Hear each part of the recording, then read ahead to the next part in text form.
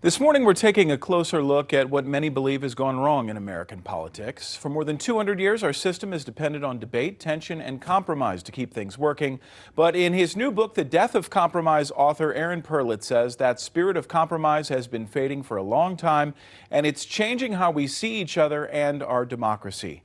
Aaron joins us here this morning to talk a little bit more about this book. And you said that political violence is one of the things that really force you to put pen to paper or fingers to keyboard, as was the case, to get these words onto that paper and share your message.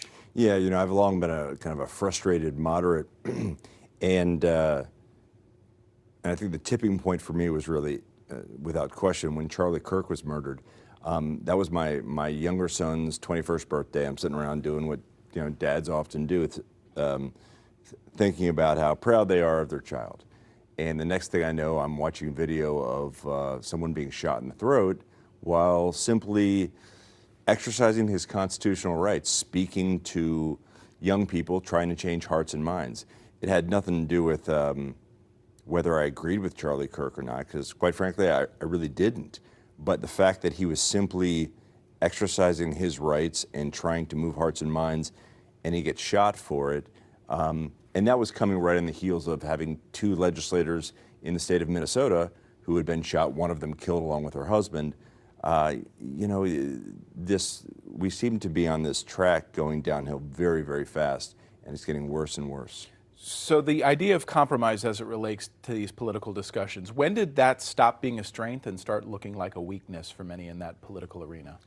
Well, it's been a slow simmering process, and that's really, this book is less about politics and more in historical analysis. I have zero interest in trying to tell people what to believe or what to think, because I don't want to change anyone's mind. If you want to believe in conservative or liberal politics, have at it. What I want to do is I want people to understand that we've begun to forget about, compromise is the politics of the grown-up, and we've instead started celebrating the tantrum.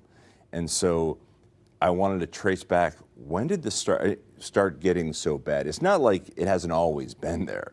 I mean, the framers designed our political system so that we would have to get into arguments. We would have to disagree, and we'd have to find common ground to ultimately help move the republic forward. But somehow, you think about it this way.